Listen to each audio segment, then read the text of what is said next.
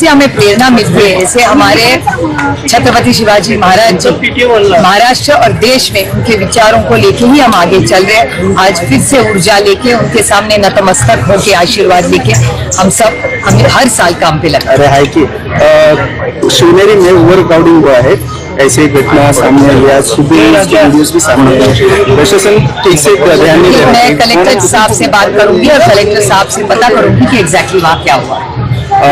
आप ट्वीट देख रहे हैं जय पवार का, ट्वीट ने पोस्ट किया था कि ये सर कंपनी बहुत दिनों से आप देख रहे हैं, 15-20 दिनों से जब से एक्सीडेंट हुआ है, रोहित पवार जी दिल्ली भी गए, महाराष्ट्र में एक्सपर्ट से भी पूछ रहे। और कल आपने देखा पार्थ और जय, बड़ी दुख उनको हुआ है। उनके जिस तरह से दादा का एक्सीडेंट हुआ है, किसी को आज भी विश्वास नहीं हो रहा है जिस तरह से वो क्रैश हुआ है। तो कल जय ने भी उसकी भावना कल उन्होंने भी ट्वीट किया है। तो सबके मन में ऐसे ये दुख तो है ही, लेकिन ये कैसे हुआ, ऐसे बहुत सारे सवाल आज सबके मन में। पर डायरेक्ट स्टैंड क्यों नहीं मिल रहा है? क्योंकि अभी पता नहीं, अभी नहीं ट्वीट नहीं हो रहे हैं। हमने मैं उद्धव जी की और कांग्रेस की आभारी हूँ कि सबसे उच्च सदन लोकसभा में भी उन्होंने मांग की कि इस पे चर्चा हो। लास्ट क्वेश्चन अब 5% जो मुस्लिम कोटा दिया था, संजय सिरसाट ने उसके ऊपर बयान दिया कि कांग्रेस ने सिर्फ जीआर निकाला था, उसका कोई अमल में नहीं, मतलब वो अमलक में नहीं आया था। क्या कहेंगे इसके बारे में? नहीं, अभी उन्होंने क्या आरोप किया है वो मैं देख लूंगी, लेकिन कल जरूर बात होगी इसके। देखिए, जिस तरीके से ना ये 20 दिन की आप मतलब बात कर रहे हैं, और महाराष्ट्र में जो ये हो रहा, उत्थम मच रहा, हलचल हुआ वहां अजीत दादा पवार को लेकर, महाराष्ट्र में ये हो रहा ना कि मतलब आप सोचिए किस तरीके से क्या क्या नहीं हो गया पिछले 20 दिन में। वहां पे अजीत पवार की मौत होने के बाद तुरंत उनकी वाइफ को शपथ दिला दिया जाता है। वाइफ के बाद देखिए किस तरीके से होता है, शरद पवार हॉस्पिटल में एडमिट हो जाते हैं, उनकी हालत खराब हो जाती है। सब कुछ होने के बाद लास्ट में रोहित पवार किस तरीके से प्रेस करते हैं, दिखाते हैं, बताते हैं कि कैसे क्या हुआ, और कैसे क्या हुआ कि उनकी मौत एक हादसा नहीं है, एक साजिश है। रोहित पवार ने ये खुद बताया कि हादसा नहीं, एक साजिश है। साजिश का उन्होंने सारा ब्यौरा खोल के रख दिए, दिखा दिए कि मतलब आप देखिए, उनका जाना था बाय रोड जाना था, उनको किसी का गुजरात का कॉल आया, गुजरात से किसी पटेल ने कॉल किया। हाँ नहीं ठीक है, अब हम नाम तो नहीं जान रहे, ध्यान है मुझे, लेकिन प्रफुल्ल पटेल जो भी हैं, गुजरात से एक कॉल आया। कॉल आने के बाद वो थोड़ा डिस्टर्ब से लग रहे थे, और कुछ बातचीत में क्या हुआ नहीं हुआ, मतलब उनको सिग्नेचर करना था। हाँ तो ठीक है, जो भी है सिग्नेचर करना था, लेकिन सिग्नेचर किए नहीं किए, उसके बाद उनका थोड़ा ना टेंशन में आया, और टेंशन में आने के बाद उनको देर किया गया जानबूझकर। मतलब ये सब साजिश है या क्या, आप बताइए। उनको देर किया गया, क्या हुआ नहीं हुआ, बाय रोड ना जाकर वो फ्लाइट से गए, फ्लाइट से गए वो। अब फ्लाइट से गए, आप बोलिए कितना, 8 बजे निकले वो मुंबई से 8 बजे निकले, बारामती 8:45 पे वहां पे ब्लास्ट हो जा रही है।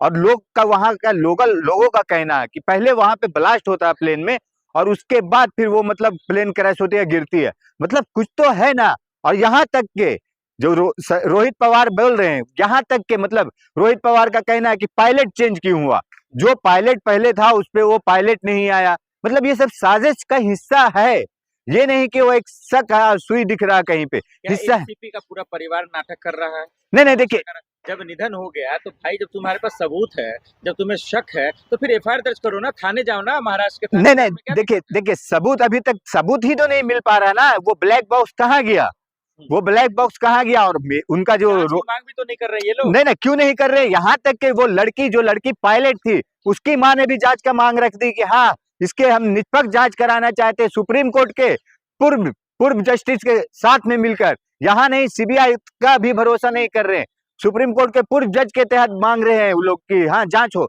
लेकिन आप जहां तक बात कर रहे हैं, रोहित पवार ने क्या बोले, किस तरीका से, मतलब आप देखिए ब्लैक बॉक्स का आज कितना दिन हो गया, अभी तक क्यों नहीं जांच बैठा ले।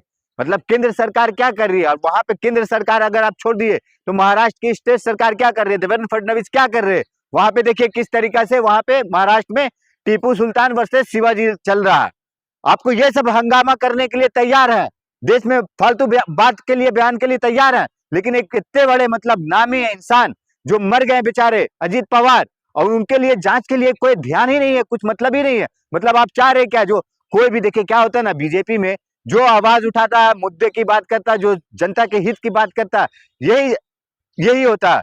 आप भी कह रहे हैं कि अजीत पवार जी का निधन नहीं हुआ, मर्डर हुआ। मतलब डायरेक्ट आप देखिए ना किस तरीके से अजीत पवार जी का, उनका 4-5 दिन का बयान पहले देखिए कि उनके पास अजीत दादा पवार क्या बोले, बीजेपी की ना मेरे पास मतलब कुंडली है और हम ये खोलने वाले हैं। और यहाँ तक के 8 फरवरी को उनका अपने चाचा से पार्टी विलय करने का भी बात था। आपको मालूम है ना ये बात? 8 फरवरी को पार्टी विलय करने का बात था, 28 तारीख को उनकी प्लेन दुर्घटना हो जाती है। तो क्यों हो रही है, कैसे हो रही है? मतलब कुछ तो राज है, कुछ तो बात है ना। और बात यह है कि देखिए यही मोदी जी अजीत दादा पवार को क्या बोलते थे, 70,000 का घोटाला चक्की पीसिंग कर रहे थे। और 2 दिन बाद ये बयान दिए थे मोदी जी ने बिहार में, और बिहार के बाद 2 दिन के बाद उनको अपने पार्टी में ले लेते हैं और वो साफ छवि के हो जाते हैं।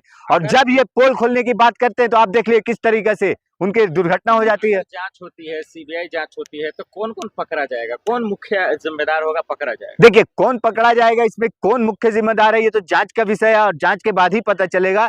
लेकिन इससे ये है जरूर कि मतलब हमारी भारत सरकार और महाराष्ट्र सरकार दोनों की फेलियर है, और फेलियर है या इसमें साजिश ये लोग खुद शामिल है, ये समझना पड़ेगा। इससे हमें प्रेरणा मिलती है। जैसे हमारे छत्रपति शिवाजी महाराज जी महाराष्ट्र और देश में उनके विचारों को लेके ही हम आगे चल रहे हैं। आज फिर से ऊर्जा लेके उनके सामने नतमस्तक होके आशीर्वाद लेके हमें हर साल काम पे लगता है। अरे हाय की शिवनेरी में ओवर क्राउडिंग हुआ है, ऐसी घटना सामने आई है, सुबह इसके वीडियोस भी सामने आए। प्रशासन ठीक से ध्यान नहीं दे रहा है। मैं कलेक्टर साहब से बात करूंगी और कलेक्टर साहब से पता करूंगी कि एग्जैक्टली वहाँ क्या हुआ। आप ट्वीट देख रहे हैं जय पवार का, ट्वीट ने पोस्ट किया था कि बीएसआर कंपनी बहुत दिनों से आप देख रहे हैं, 15-20 दिनों से जब से एक्सीडेंट हुआ है, रोहित पवार जी दिल्ली भी गए, महाराष्ट्र में एक्सपर्ट से भी पूछ रहे। और कल आपने देखा पार्थ और जय, बड़ी दुख उनको हुआ है। उनके जिस तरह से दादा का एक्सीडेंट हुआ है, किसी को आज भी विश्वास नहीं हो रहा है जिस तरह से वो क्रैश हुआ है। तो कल जय ने भी उसकी भावना कल उन्होंने भी ट्वीट किया है। तो सबके मन में ऐसे ये दुख तो है ही, लेकिन ये कैसे हुआ, ऐसे बहुत सारे सवाल आज सबके मन में। पर डायरेक्ट स्टैंड क्यों नहीं मिल रहा है? क्योंकि अभी पता नहीं, अभी नहीं ट्वीट नहीं हो रहे हैं। हमने मैं उद्धव जी की और कांग्रेस की आभारी हूँ कि सबसे उच्च सदन लोकसभा में भी उन्होंने मांग की कि इस पे चर्चा हो। लास्ट क्वेश्चन अब 5% जो मुस्लिम कोटा दिया था, आज संजय सिरसा ने उसके ऊपर बयान दिया कि कांग्रेस ने सिर्फ जीआर निकाला था, उसका कोई अमल में नहीं, मतलब वो अमलक में नहीं आया था। क्या कहेंगे इसके बारे में? नहीं, अभी उन्होंने क्या आरोप किया है वो मैं देख लूंगी, लेकिन कल जरूर बात होगी इसके ऊपर।